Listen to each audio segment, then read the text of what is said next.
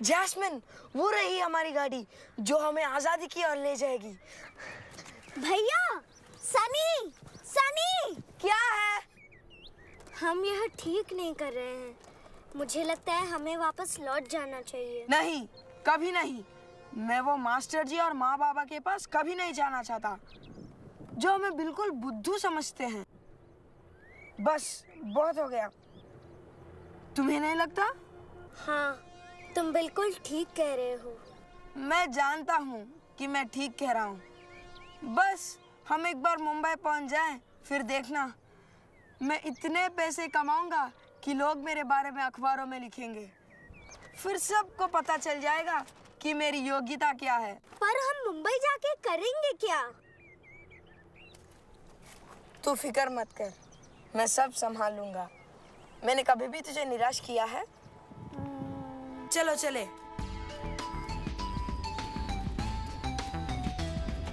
चल जल्दी चल। यात्रीगण कृपया ध्यान दें, मुंबई एक्सप्रेस प्लेटफॉर्म नंबर 2 से रवाना होने के लिए तैयार है। यात्रीगण कृपया ध्यान दें, मुंबई एक्सप्रेस प्लेटफॉर्म नंबर 2 से रवाना होने के लिए तैयार है। साहब, इसकी एंट्री कर दीजिए। ये नंबर है नहीं है, देख लीजिए और नाम की एंट्री कर माफ दीजिए। कीजिए सर, क्या आप जानते हैं प्लेटफॉर्म नंबर 2 पर कहाँ से जाते हैं? हाँ जरूर, ये सीढ़ियाँ ले लो, ऊपर जाकर राइट लेकर फिर सीढ़ियाँ उतर जाना। तुम्हारे माता पिता कहाँ हैं?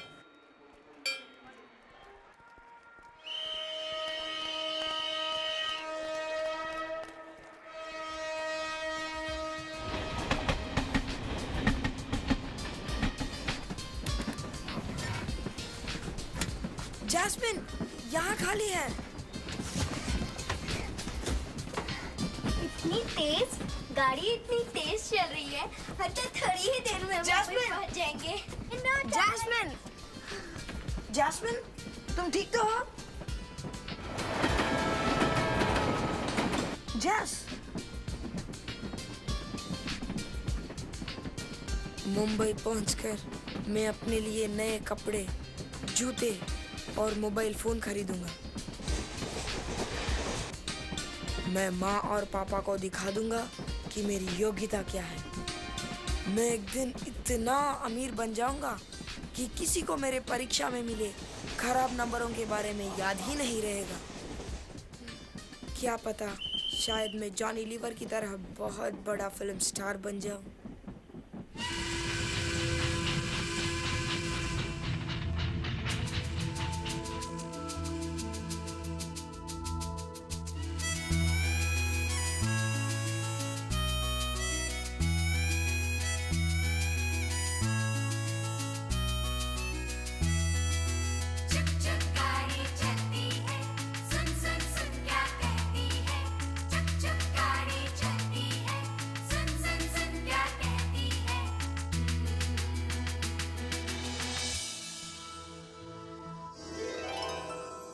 तू जो देखता है तेरा सपना नहीं है, तू जो मांगता है तेरा अपना ही तो है।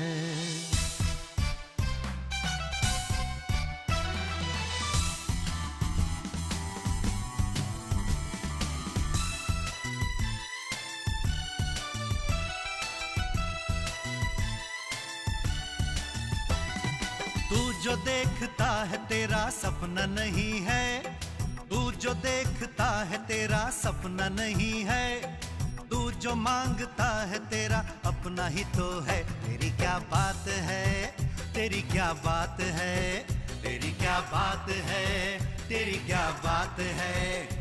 तू जो चाहे मिलेगा, तू जो सोचेगा मिलेगा, तू जो चाहे मिलेगा, तू जो सोचेगा मिलेगा। तुझसे ही ये दिन रात है। तेरी क्या बात है, तेरी क्या बात है, तेरी क्या बात है, तेरी क्या बात है।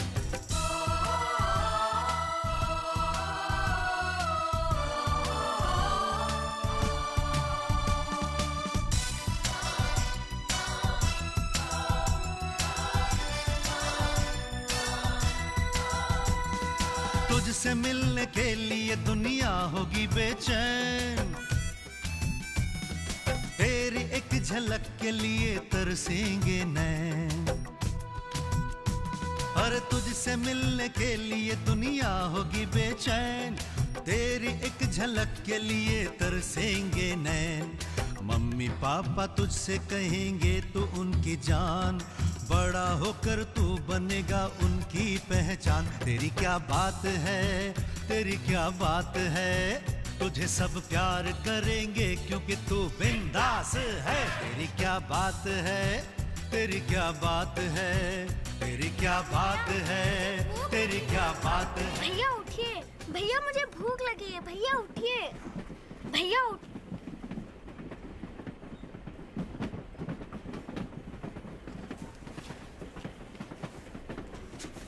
माफ कीजिए सर, मैंने सोचा ये सीट खाली है, मैं जाता हूँ। डरो मत बेटा, सब ठीक हो जाएगा। मेरा नाम राज है। तुम्हारे माता पिता कहाँ हैं? हाँ, वो दूसरे डिब्बे में है। मैं और मेरे बहन चॉकलेट खरीदने गए और रास्ता भूल गए। हम इसीलिए आपसे रास्ता पूछ रहे थे। तुम सच बोल रहे हो?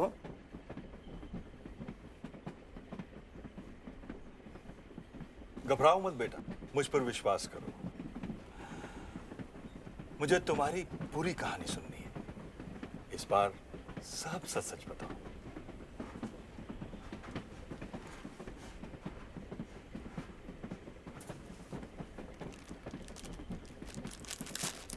ये लो, बिस्किट खाओ। ले लो, तुम भी लो।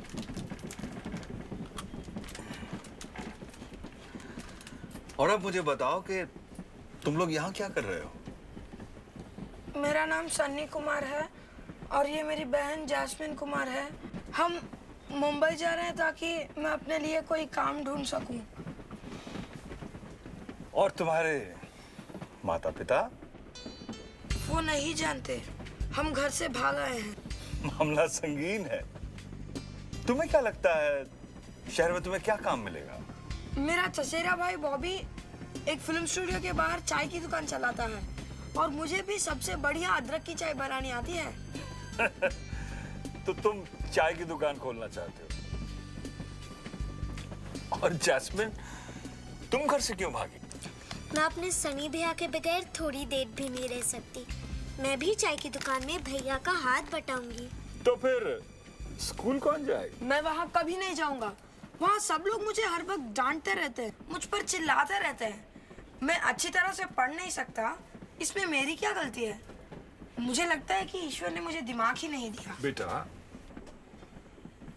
परमेश्वर ने सब बच्चों को एक सा दिमाग दिया है, पर सब उसका इस्तेमाल अलग अलग तरीके से करते हैं। ईश्वर ने तुम्हें बहादुरी और निडरता दी है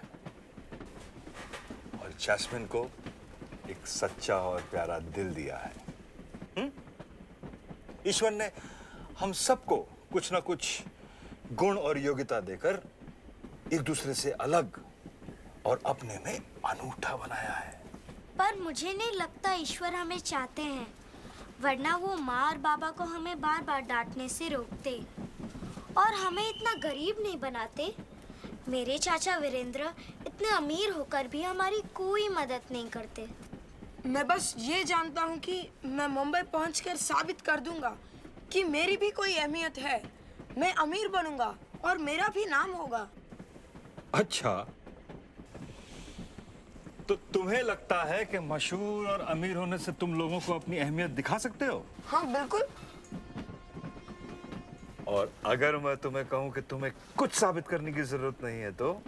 मैं ये जानता हूँ कि मुझे ये साबित करना होगा। हमें मुंबई पहुंचने में बहुत देर है। मैं तुम्हें एक कहानी सुनाता हूं, उसके बाद तुम तय करना कि तुम क्या सोचते हो।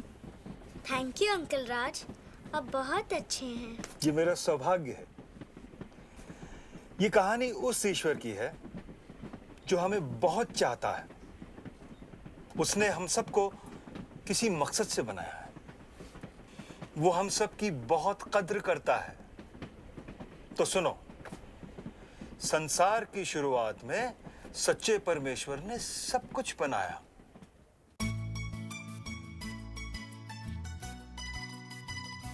उसने ब्रह्मांड की रचना की। उसने इस धरती को बनाया और उसने जीवन दिया। छोटे बड़े सभी प्राणी एक तालमेल के साथ जीते थे, लेकिन उसने अपनी श्रेष्ठ बनावट को आखिर में बनाया। उसने इंसान को बनाया।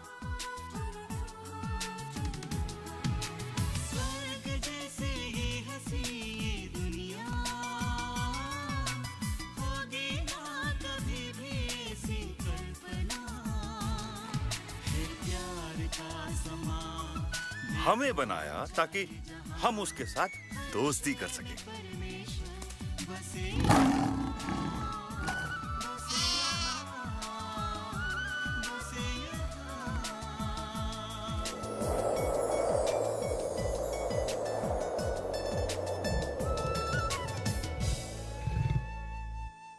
पता है, हम उसके बनाए बागीचे में रहते थे। सब कुछ बहुत ही सुंदर था, तब तक जब तक कि आदम और हव्वा ने ईश्वर की आज्ञा का उल्लंघन नहीं किया। तुमने उस पेड़ का फल खाने के बारे में कभी सोचा है? वही जिसे परमेश्वर ने खाने से मना किया है। क्या ये सब खाने के लिए काफी नहीं है? पर बस जानना चाहती थी कि उसका स्वाद कैसा है।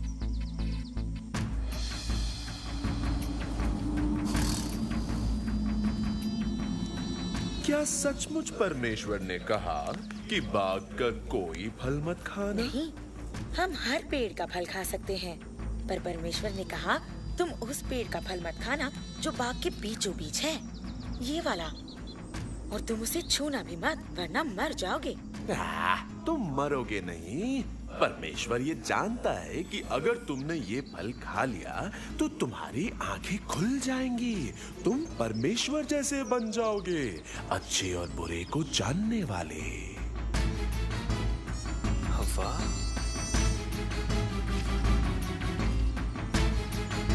ये लो।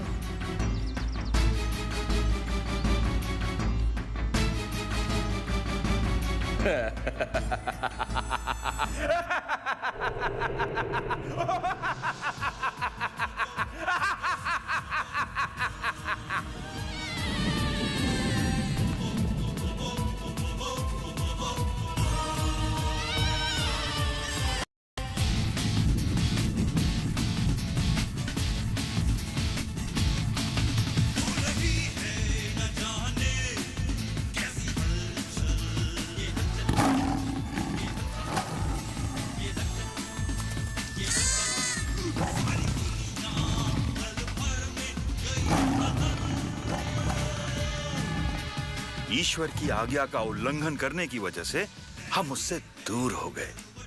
सब कुछ गलत हो गया। हम में हिंसा जागी। हम एक दूसरे को दुख पहुंचाने लगे। हम लालची और स्वार्थी हो गए। हम एक दूसरे से प्यार करना भूल गए।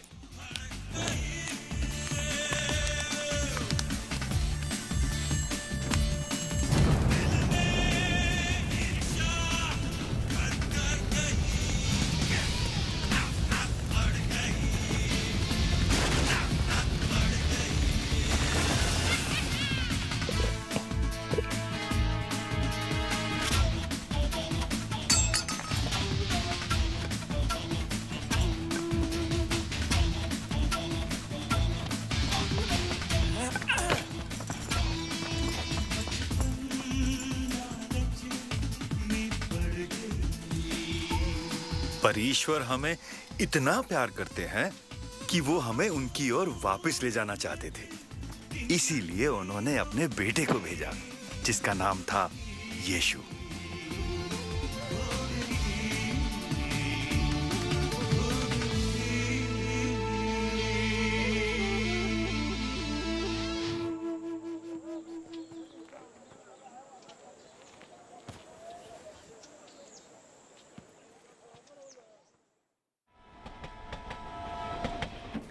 उस लड़के ने पैसे चुराए?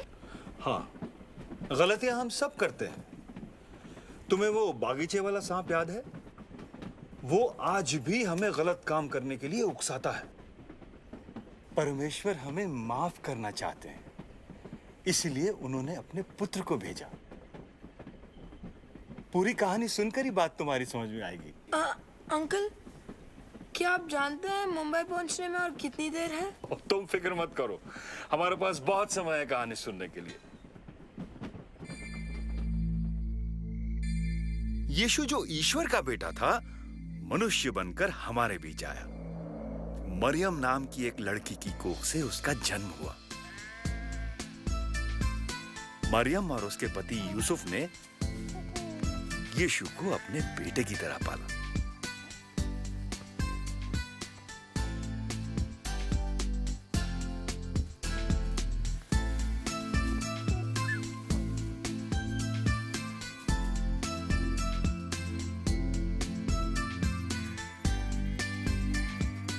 ईश्वर ने स्वर्गदूतों को धरती पर भेजा अपने बेटे के जन्म के बारे में बताने के लिए, और स्वर्गदूतों ने चरवाहों को भेजा उसके स्वागत के लिए।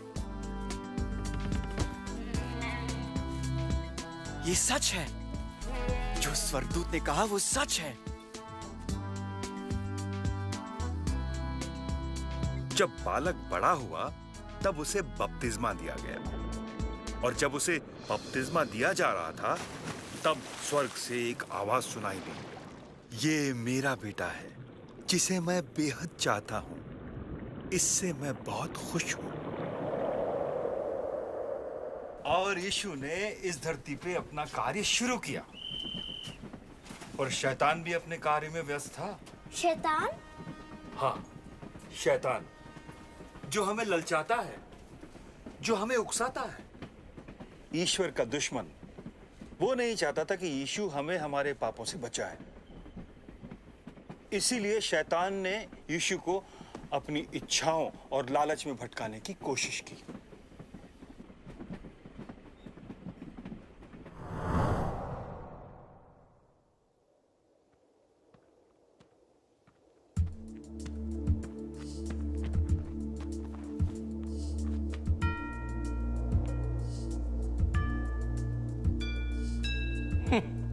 परमेश्वर का बेटा 40 दिन बिना खाए उपवास और प्रार्थना।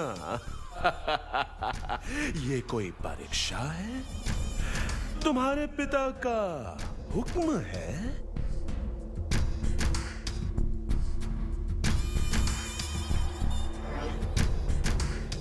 भूख लगी है? हाँ? अगर तुम परमेश्वर के बेटे हो तो इस पत्थर से कहो कि ये रोटी बन जाए। ये लिखा है कि मनुष्य सिर्फ रोटी से ही नहीं बल्कि परमेश्वर के मुख से निकले वचनों से जीवित रहेगा।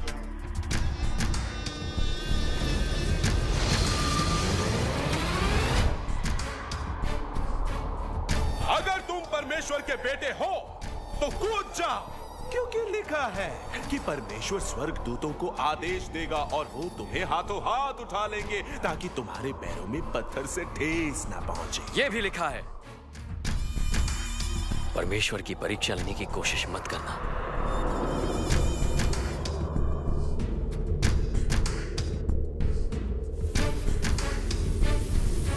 मैं ये सब तुम्हें दे दूंगा अगर तुम सिर्फ और सिर्फ मेरी पूजा करो। दूर हो जा शैतान। लिखा है कि तू अपने प्रभु परमेश्वर को प्रणाम कर और उसी की उपासना कर। हम फिर मिलेंगे।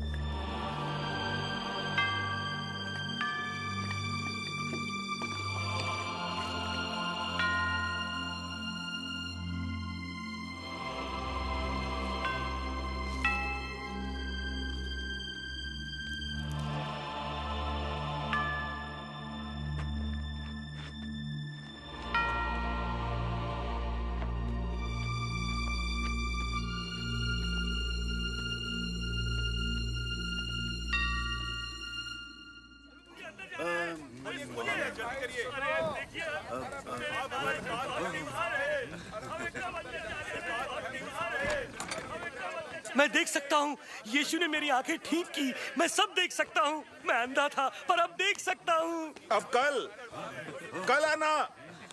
माफ करो, अब कल नहीं। लगता है लोग इस चमत्कारी से खुश हैं। हाँ, इसकी शोहरत दिन ब दिन बढ़ रही है। वो अच्छा आदमी है। निकोदेमस, वो हमें से नहीं है।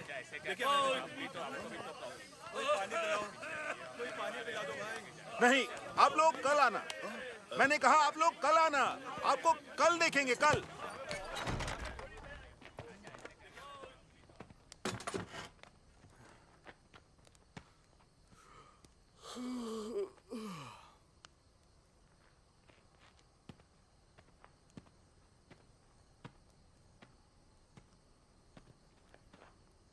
शुक्रिया यूहन्ना।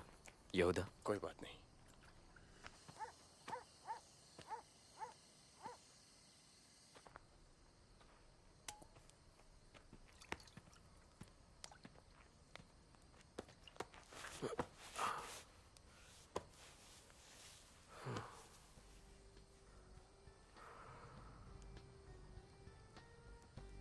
यीशु, यीशु,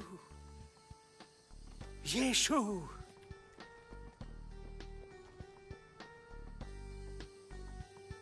निकोदेमस, यहाँ अंधेरे में क्या कर रहे हैं आप? यीशु, जरूर तुम्हें परमेश्वर ने भेजा है, वरना तुम ये चमत्कार नहीं कर पाते। अगर कोई नए सिरे से जन्म ना ले तो वो परमेश्वर का राज नहीं देख सकता। पर एक इंसान दोबारा कैसे जन्म ले सकता है? सुनिए, लोग बच्चे के शरीर को जन्म देते हैं, पर सिर्फ परमेश्वर की दी हुई आत्मा उसमें जान डाल सकती है। पर ये कैसे हो सकता है? परमेश्वर को इस दुनिया के लोगों से इतना प्यार है कि उसने अपना बेटा भेजा, ताकि जो भी उस पर विश्वास करेगा वो अमर जीवन पाएगा और उसकी आत्मा कभी नहीं मरेगी।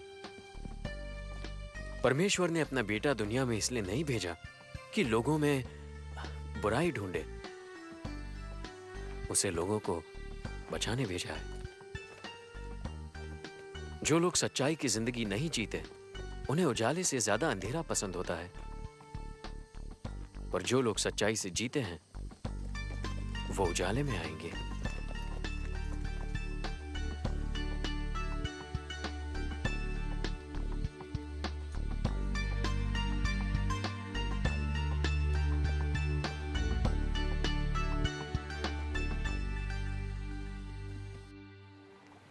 कहा जाता है कि पड़ोसी से प्यार करो और दुश्मन से नफरत।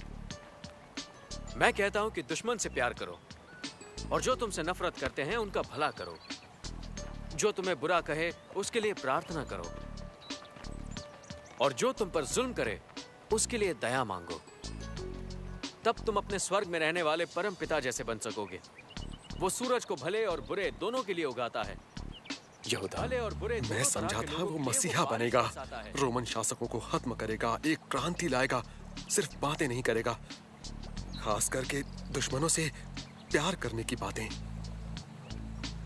अगर तुम सिर्फ उन्हें चाहो जो तुम्हें चाहते हैं, तो क्या परमेश्वर तुमसे खुश होगा? सुना है ये लोगों को ठीक कर देते हैं। साहूकार भी अपने दोस्तों से प्यार करते हैं। उम्मीदें मत रखो। तुम्हारे भाई को ठीक करने के लिए ज्यादा गुणी आदमी चाहिए। भी करते हैं। ये बात दिमाग से निकाल दो।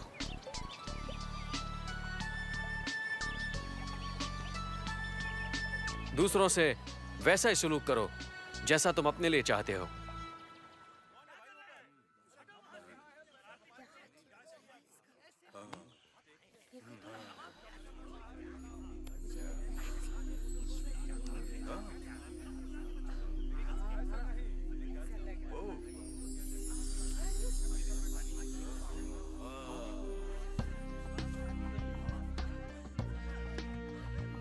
ये आदमी मुसीबत है।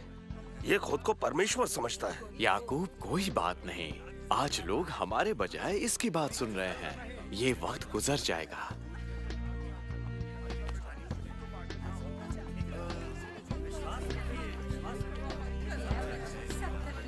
तुम यहाँ रुक क्यों गए? हम अंदर नहीं जा सकेंगे।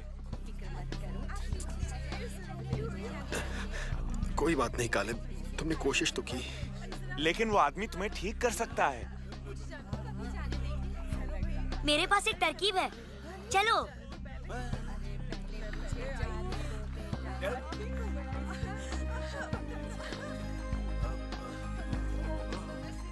मेरा बच्चा ठीक हो गया। शुक्रिया, शुक्रिया यीशु।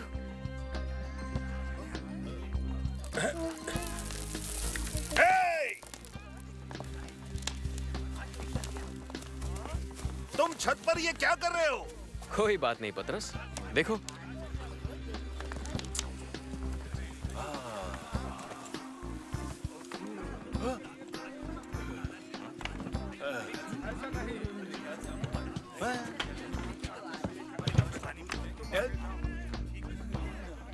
मेरे दोस्त, तुम्हारे गुनाह माफ हो गए। गुनाह माफ हो गए? गुनाह सिर्फ परमेश्वर माफ करता है। वो खुद को परमेश्वर समझता है। आप धर्म की शिक्षा देते हैं, तो कहिए क्या मेरे लिए यह आसान होगा कि इस आदमी से कहूं कि इसके गुनाह माफ हुए, या फिर इससे कहूं कि उठो, चटाई उठाओ और अपने घर जाओ? ये जान लीजिए कि मैं ये दोनों कर सकता हूं। उठो, अपनी चटाई उठाओ और घर जाओ।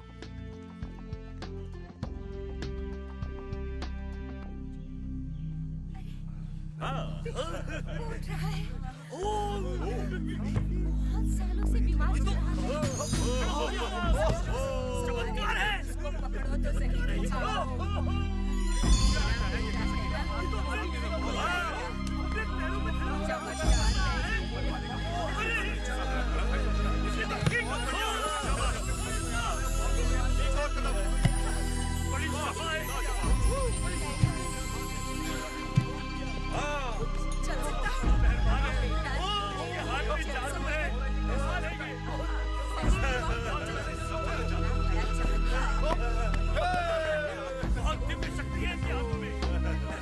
कालिब, विश्वास नहीं हो रहा, कितना अच्छा लग रहा है। कमाल हो गया।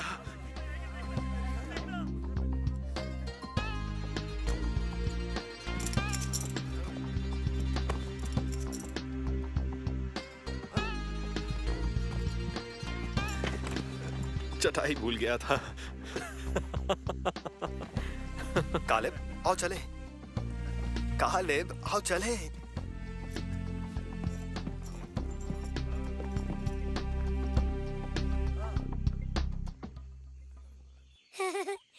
वो हमें नीचा दिखा रहा है।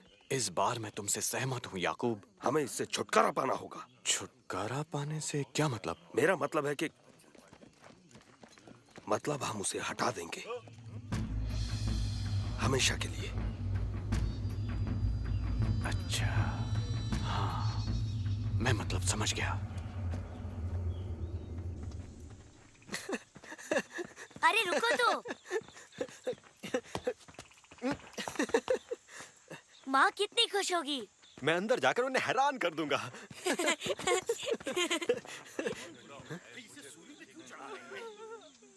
नहीं कालिब, मत देखो। रोम के सिपाही किसी मुजरिम को सूली पर चढ़ा रहे हैं। हम पिछले रास्ते से घर चलेंगे। बेन्यामिन, बोलो। क्या वो चोरी के लिए भी सूली पर लटका सकते हैं? मुझे नहीं पता। रोम के सिपाही तो जो भी चाहें कर सकते हैं।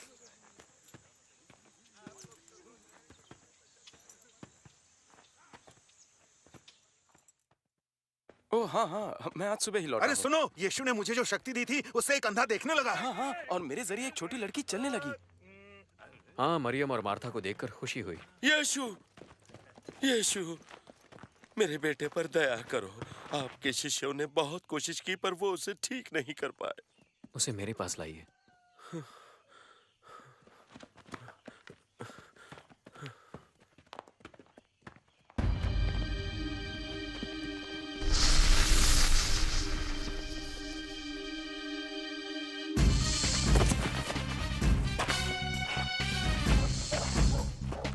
इसकी ये हालत कब से है? ये हालत तो इसकी बचपन से ही है। शैतान कभी इसे आग में तो कभी पानी में फेंक देता है। यीशु, दया करो, हो सके तो इसे ठीक कर दो। हो सके तो? जो विश्वास रखते हैं वो कुछ भी कर सकते हैं। मुझे विश्वास है, पर उसे मजबूत करने में मेरी मदद कीजिए।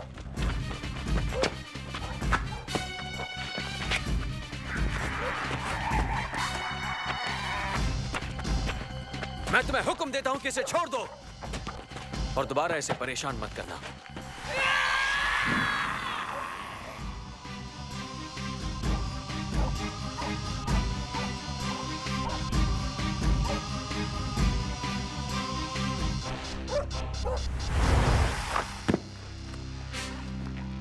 ये लड़का मर गया।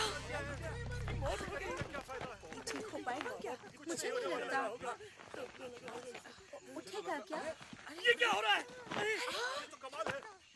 चमत्कार है। चमत्कार हो गया। कैसे हो गया?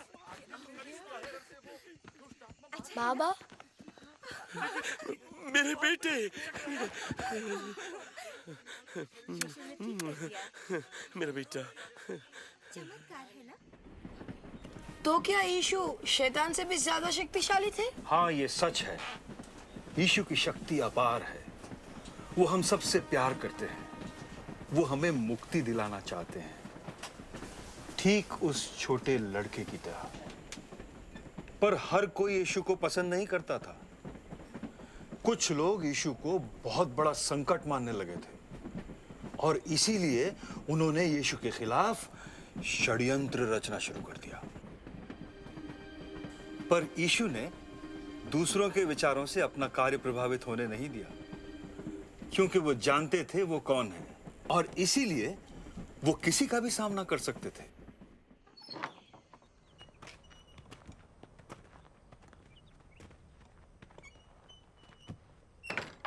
यीशु, आज का दिन अच्छा था ना?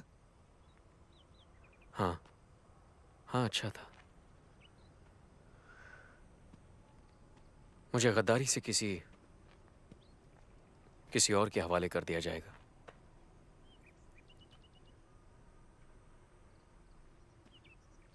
और वो मुझे मार देंगे। पर मौत के तीसरे दिन मैं फिर जिंदा हो जाऊंगा।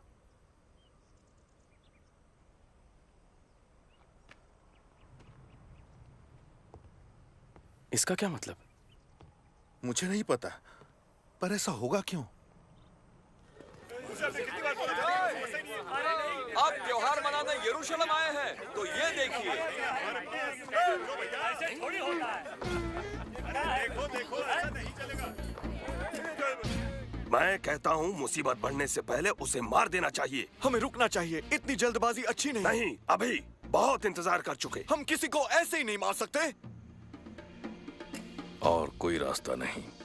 इससे पहले कि वो और मुसीबतें खड़ी करे, हम उसे मार देंगे। ऐसी चाल चलेंगे कि रोमन्स को सूली पर चढ़ाने के लिए एक और मुजरिम मिल जाए। पर अभी इंतजार करेंगे। त्योहार मनाने के लिए शहर में बहुत लोग आए हैं। दंगा हो सकता है।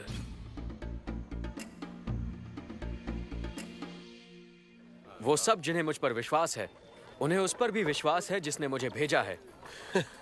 क्या जिसने मुझे देखा है, उसने मुझे भेजने वाले को देखा है। मैं इस दुनिया में उजाला बनकर आया हूं। जिन्हें मुझ पर विश्वास नहीं है, वो अंधेरे में रहेंगे।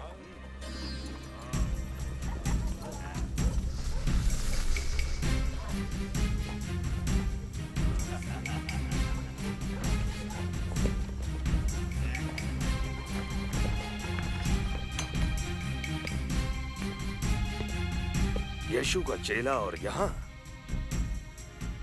क्या सेवा करें हम तुम्हारी? मुझे कितने पैसे दोगे अगर मैं यीशु को तुम्हारे हवाले कर दूं? तुम कर सकोगे?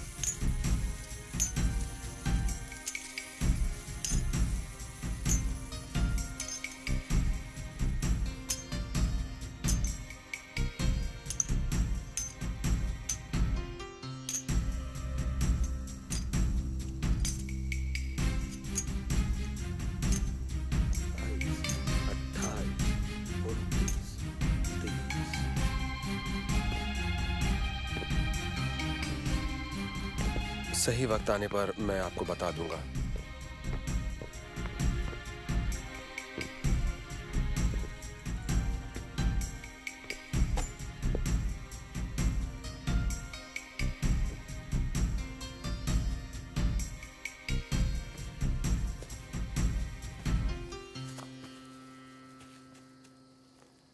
पतरस, याकूब, योहान, आओ।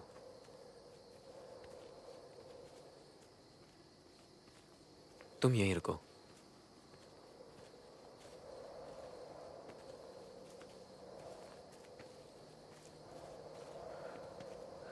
मैं परेशान हूं।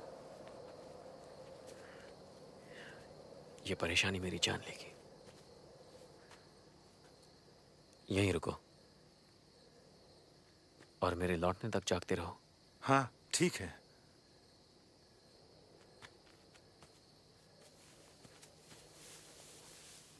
ये सब हो क्या रहा है? मुझे नहीं पता, पर मैंने उन्हें इतना परेशान पहले कभी नहीं देखा।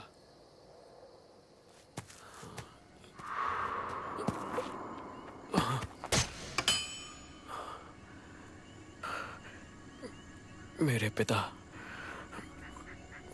अगर हो सके तो मुझे इन सारी तकलीफों से मत गुजरने देना।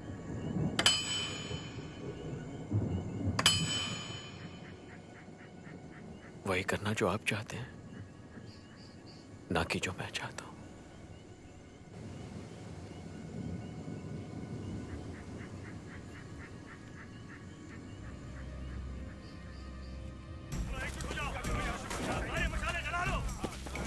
जाओ, हथियार लाओ।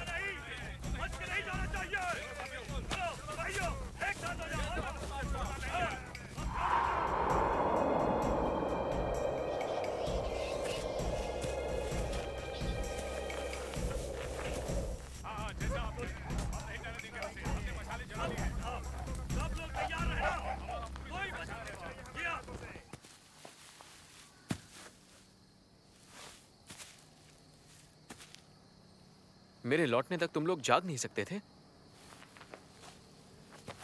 हम यीशु को कैसे पहचानेंगे? किसी को आगे भेजना चाहिए जो इशारे से हमें बता दे कि यीशु कौन है। नहीं, मैं जिसका गाल चूमूंगा वो ही यीशु होगा। वक्त आ गया है मुझे हवाले किए जाने का। उठो। मुझसे गद्दारी करने वाला यहां आ चुका है। वो उसे गिरफ्तार करने आ रहे हैं।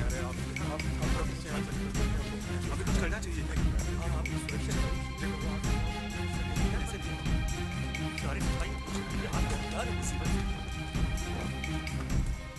किसकी तलाश है तुम्हें? नाजरत वाले यीशु की। वो मैं हूं।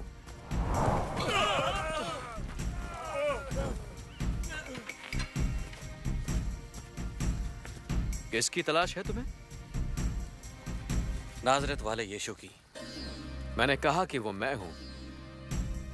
जब तुम्हें मेरी तलाश है तो बाकियों को यहां से जाने दो।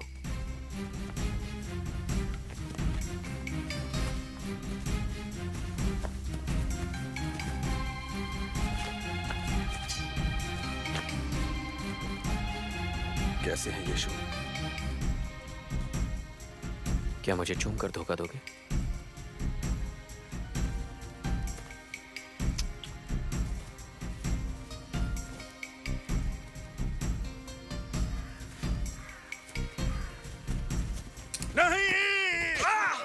बस करो, फेंक दो अपना खंजर। जो हिंसा के सहारे जिएंगे वो हिंसा से ही मरेंगे। मैं वो तकलीफें उठाऊंगा जो मेरे पिता ने लिखी हैं।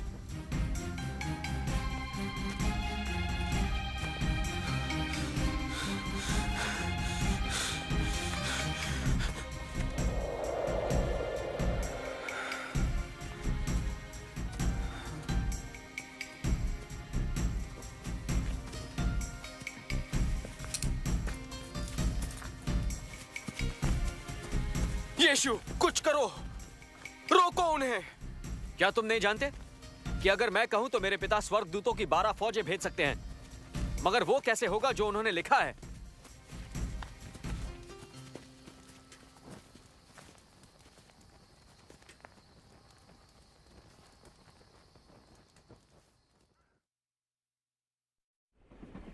यीशु ने तो कुछ गलत नहीं किया था, फिर उन्होंने यीशु को सजा क्यों दी?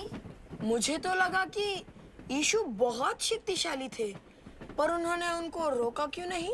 यीशु शक्तिशाली हैं, पर उन्होंने अपनी शक्ति का इस्तेमाल अपने लिए नहीं किया। उन्होंने अपनी शक्ति का इस्तेमाल तुम्हारे लिए और तुम्हारे लिए किया। आप क्या कहना चाहते हैं? याद रखो, हम हमारे पापों की वजह से अपने ईश्वर से दूर हो गए थे और इसकी सजा किसी न किसी को तो भुगतनी ही थी। और वो सजा यीशु ने अपने सर ली।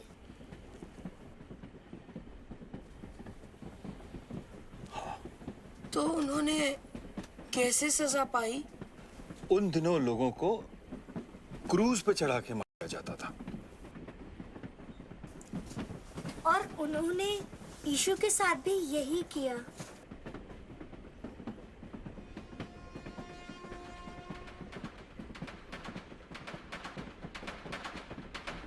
पीछे हटो, पीछे हटो, चलो पीछे खड़े रहो, चलो, चलो, चलो, चलो।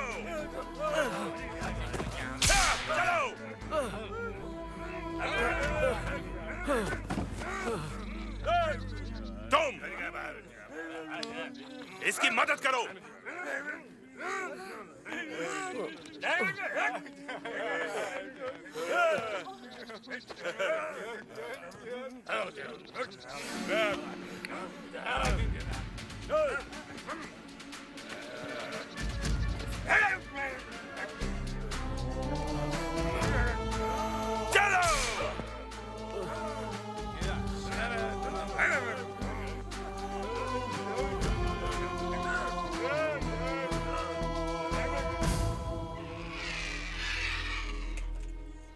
पहले इन दो चोरों को ले लो और इस यीशु को आखिर में रखना।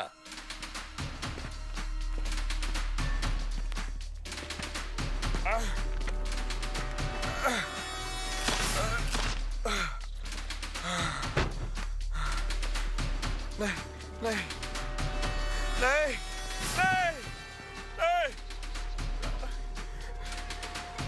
नहीं।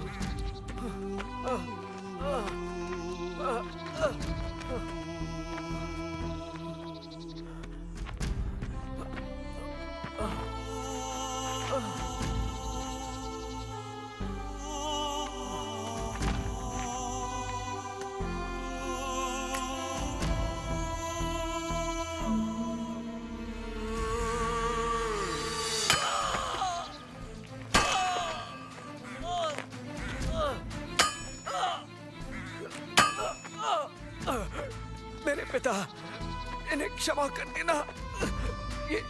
ये नहीं जानते ये क्या कर रहे हैं।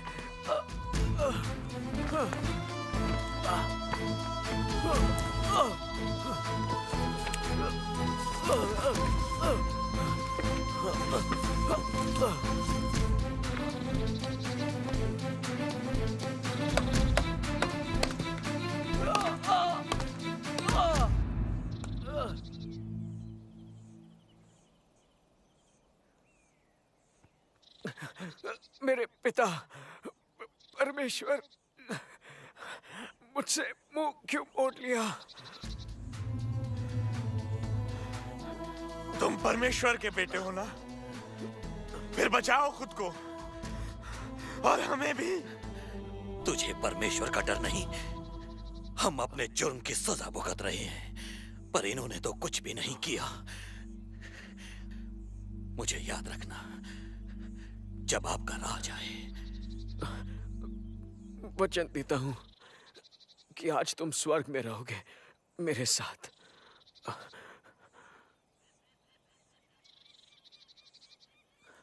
सब कुछ हो चुका है मेरे पिता। मैं खुद को आपके हवाले करता हूं।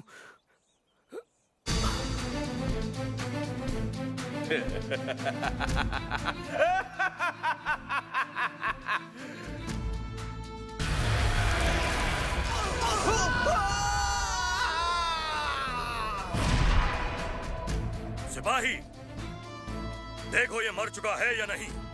जी।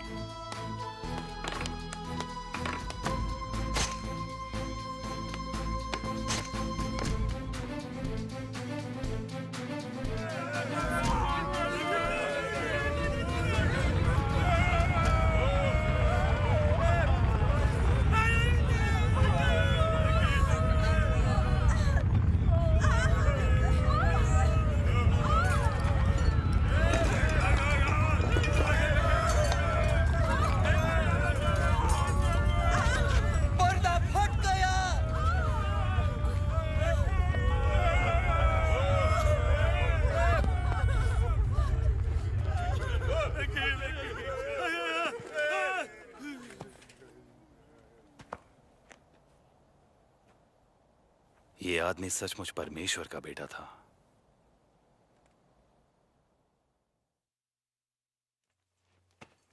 यह पायलट की अनुमति है शरीर लेने के लिए।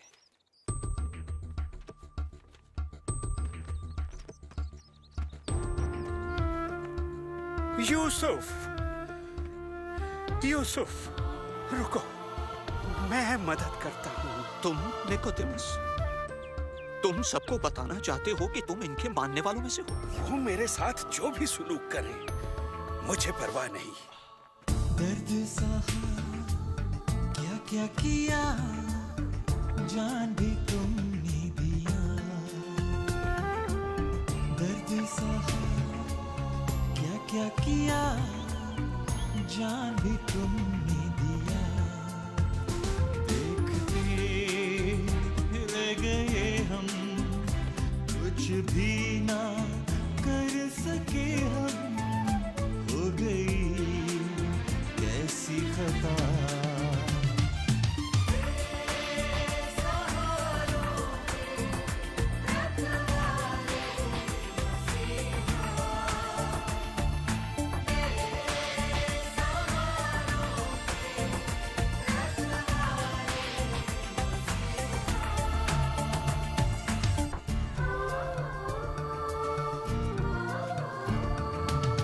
भटके हुए को राह दिखाया, कमजोरों को जीना सिखाया। थाम के हाथ गिरने से बचाया, खुशियों से फैला के उजाला। प्यार जिंदगी में भर डाला।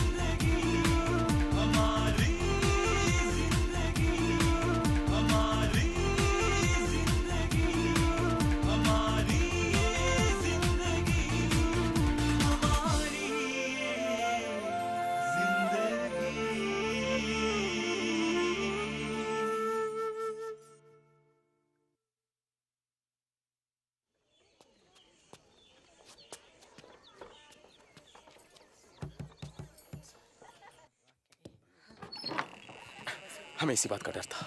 शहर के शासक हमें ढूंढ रहे हैं।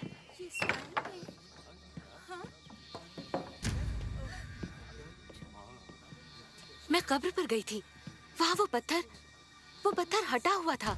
वहाँ पर एक स्वर्गदूत भी था और स्वर्गदूत ने कहा कि यीशु मृतकों में से जी उठे हैं, ठीक जैसा उन्होंने कहा था। स्वर्गदूत कहे या आदमी, मरने के बाद कोई जिंदा नहीं हो सकता। कैसे हो? देखो उनका भूत। क्यों डर रहे हो तुम लोग? तुम्हें कोई शक है? देखो मेरे हाथ, मेरे पैर, और देखो कि मैं कौन हूं। भूतों के पास मेरी तरह शरीर नहीं होते। तुम्हारे पास खाने को कुछ है?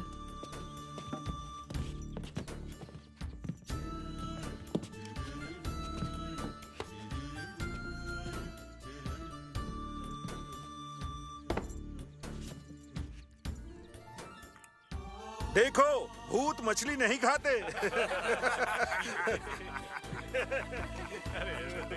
ये सब क्यों हुआ? और आप जिंदा कैसे हैं? धर्मशास्त्र में लिखा था कि मैं दुख उठाऊंगा और 3 दिन बाद मृतकों में से जी उठूंगा।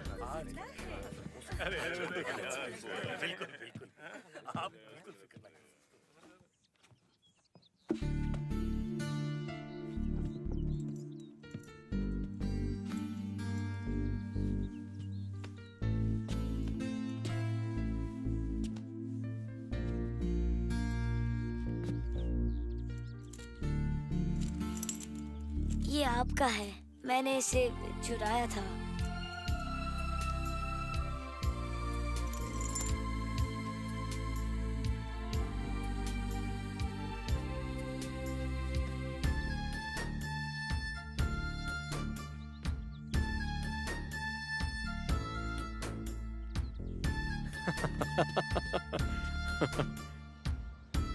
ये भी लिखा है कि चारों तरफ हर एक से ये कह दो कि जो भी मुझे अपनाएगा उसकी आत्मा कभी नहीं मरेगी, वो मेरे साथ स्वर्ग में रहेगा।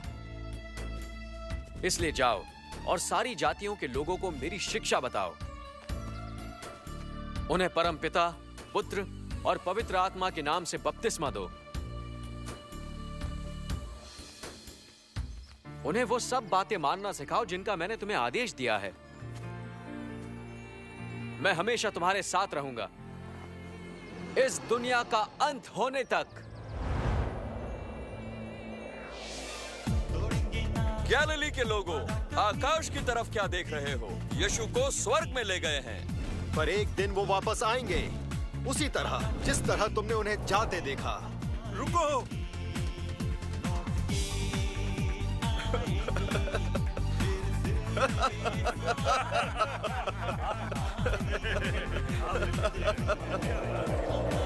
क्या बात है!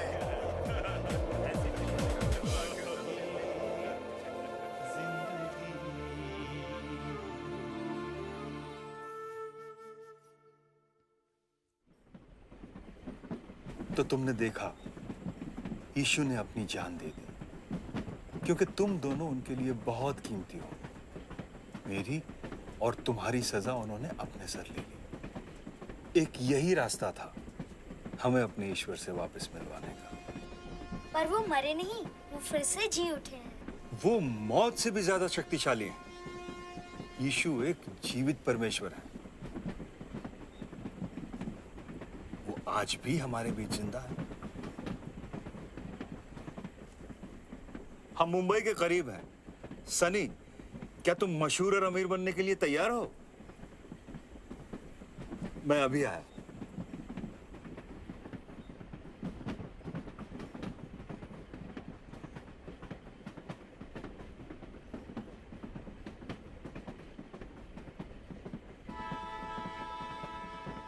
जैस्मिन,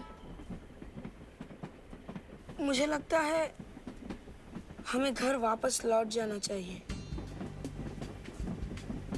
अंकल से कहानी सुनने के बाद मैं ये जान गया हूँ कि यीशु हमसे प्यार करते हैं। मुझे लगता है कि हमारी भी कोई अहमियत है। तुम समझ रही हो ना मैं क्या कहना चाहता हूँ? हाँ, मैं समझ रही हूँ। राज अंकल से यीशु की कहानी सुनकर मुझे ये पता चला कि कोई मुझसे भी प्यार करता है। सनी, हम मुंबई पहुंचने वाले हैं। क्या तुम तैयार हो? नहीं, हमें घर वापस जाना है, पर पता नहीं कैसे। हमें यहाँ तक आने की भी टिकट नहीं थी। अगर टीसी आ गए तो तुम टीसी की फिक्र मत करो। क्यों नहीं?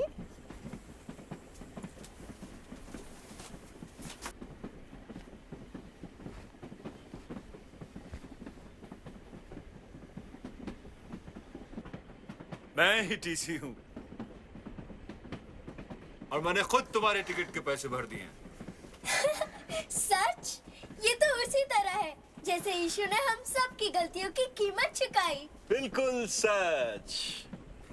और मैं तुम्हें खुद लेके जाऊंगा वापस। तो हमें यीशु के बारे में और कुछ बताइए। यीशु के दिल में तुम्हारे लिए बहुत अहमियत है। इसलिए नहीं कि तुम क्या करते हो या नहीं करते,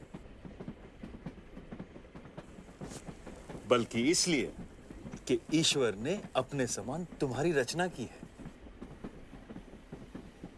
तुम जैसे भी हो वो तुम्हें चाहते हैं और इसीलिए उन्होंने मौत को भी गले लगा लिया ताकि तुम उनके साथ रह सको।